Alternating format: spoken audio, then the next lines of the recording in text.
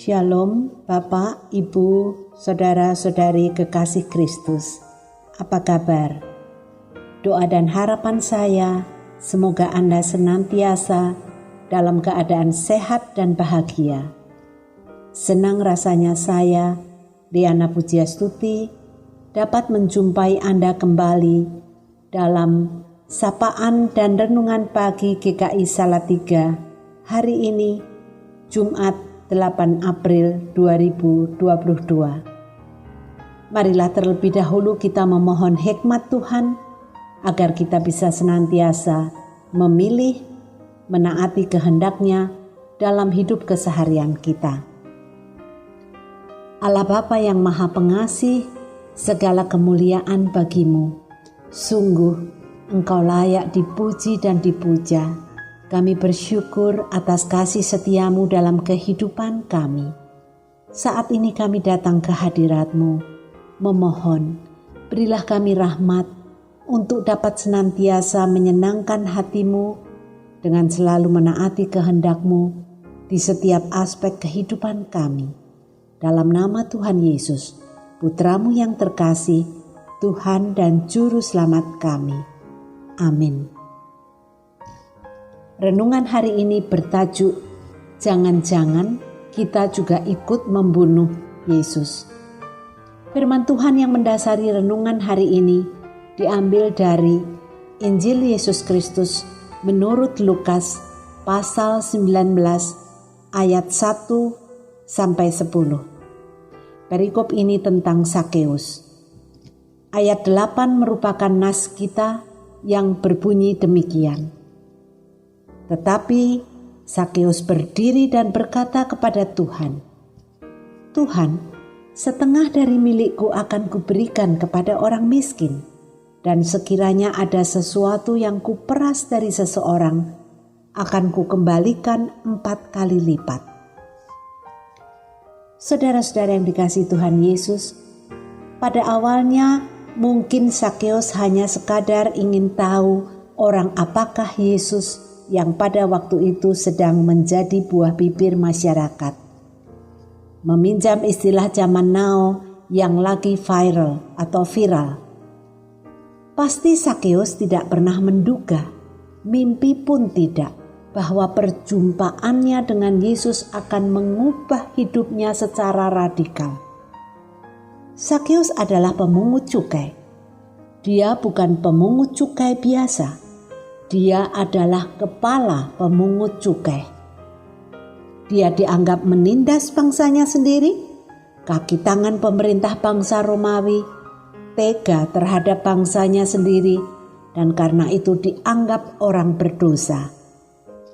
Perjumpaan Sakeus dengan Yesus telah mengubah hidup Sakeus. Tetapi Sakeus berdiri dan berkata kepada Tuhan, "Tuhan, setengah dari milikku akan kuberikan kepada orang miskin, dan sekiranya ada sesuatu yang kuperas dari seseorang, akan kukembalikan 4 kali lipat." Perubahan yang radikal bukan? Dia yang dulunya memeras orang, mengambil milik orang, setelah perjumpaannya dengan Yesus, rela memberikan separuh dari miliknya. Ia menjadi orang yang murah hati.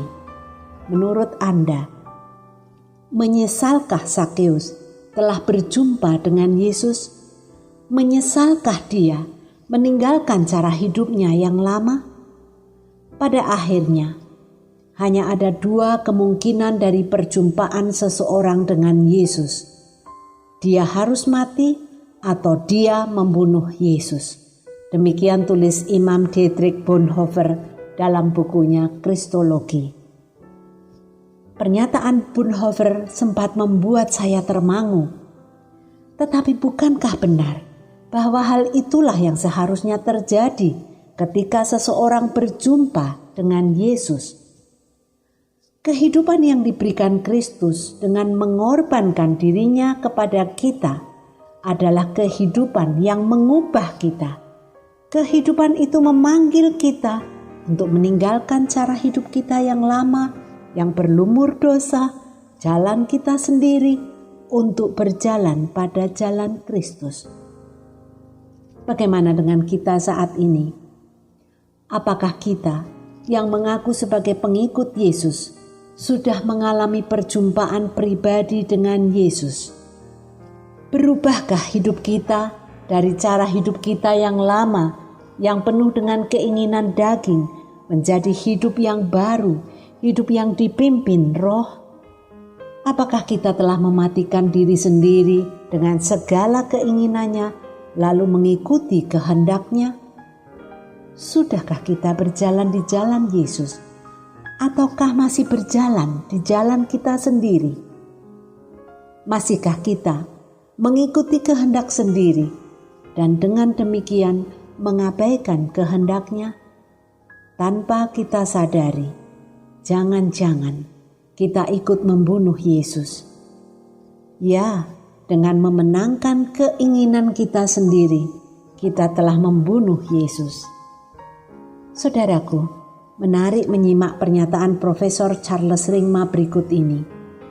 Bila kita memilih Kristus, kita harus melepaskan jalan kita sendiri. Bila kita melepaskan Kristus, kita mempertahankan kebodohan dari hikmat kita sendiri. Dihadapkan pada dua pilihan ini, kiranya kita selalu memilih untuk melepaskan jalan kita sendiri. Mari kita berdoa. Tuhan Yesus, Juru Selamat kami, sujud syukur kepadamu. Engkau telah mati dan bangkit bagi kami.